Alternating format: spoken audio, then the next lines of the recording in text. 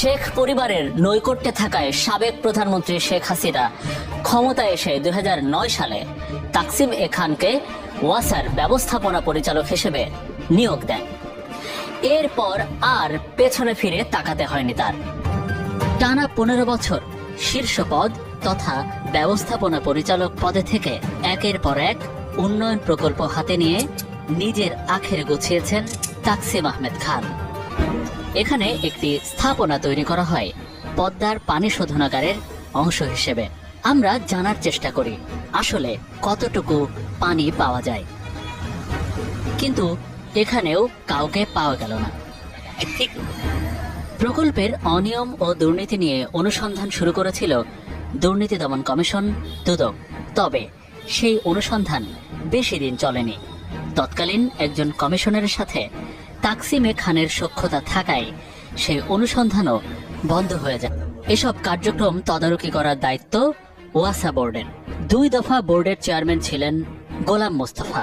Taksim এ খানকে থামাতে গিয়ে হারিয়েছেন নিজের চেয়ারম্যান পদটি দাসের কান্দি প্রকল্পের মূল কার্যালয়ে।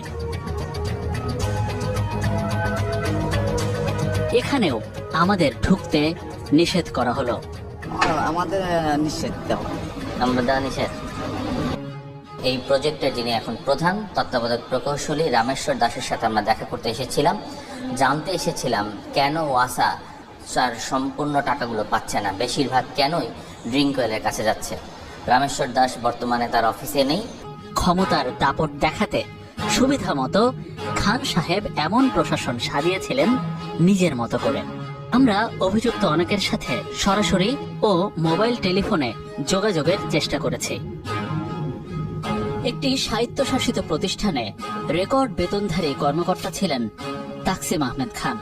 তাকসিম এ খান গত 18 আগস্ট পদত্যাগ করেন। আদালতের নিষেধাজ্ঞা থাকায় তাকসিম এ খানের বিদেশ যাওয়ার সুযোগ নেই। তবে কোথায় আছেন সেই তথ্য কেউ দিতে পারেনি। তা এবার রাজধানীর ফকিরাপুল এলাকায়।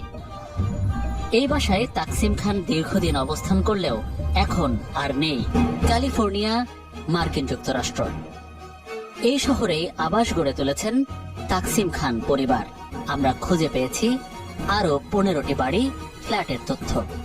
এগুলো বেশিরভাগই 2009 থেকে 2020 সালের মধ্যে কেনা হয়েছে।